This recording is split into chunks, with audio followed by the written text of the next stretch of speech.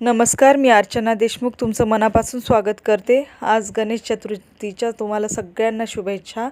मी एक पाव खवा बाहेरून विकत आणलेला आहे। त्या खव्याला चांगलं गरम करून घट्ट केलेलं आहे। त्यामध्ये येलो कलर टाकलेला आहे।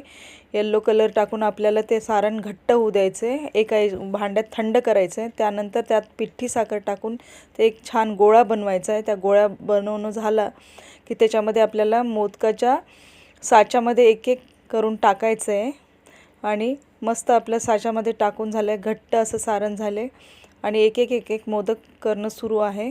मोदक मस्त झालेला आहे, त्याचा आकार मस्त आलेला आहे। सगळे मोदक आपण करून घेऊया आणि उरलेला एक आहे तो त्याचा मी केशर पेढा बनवलेला आहे। तुम्हाला आवडलं तर नक्की बघा, लाईक करा, सबस्क्राईब करा। आणि माझ्याकडे 1.5 दिवसाचा गणपती असतो म्हणून मी हे मोदक स्वतः घरी बनवलेले आहेत खवा आणून। आवडले तर नक्की लाईक करा। थँक्यू।